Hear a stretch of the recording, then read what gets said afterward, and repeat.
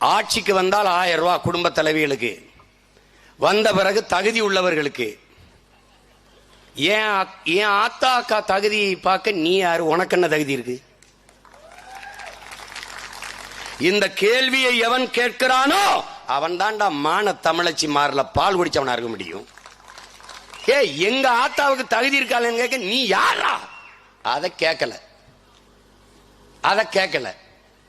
என் தங்கச்சிக்கு 1000, என் தம்பிக்கு தமிழ் மகன் 1000, இவனுக்கு புரட்சி பெண் 1000. யாரு கேட்டது? கொடுத்துட்டேன். இப்போ அடுத்த ஆண்டு தேர்தல் வரப்போகுது 26ல். இப்ப 25 வரப்போகுது. இன்னைக்கு அறிவிப்பு என்ன தெரியுமில்ல? பொதுப்பணித்துறை அமைச்சர் ஐயா ஏவாவேலு அறிவிக்கிறாங்க, 25ஆம் ஆண்டின் தொடக்கத்தில் இருந்தே குடும்ப அட்டை வைத்திருக்கிற எல்லோருக்கும் 1000.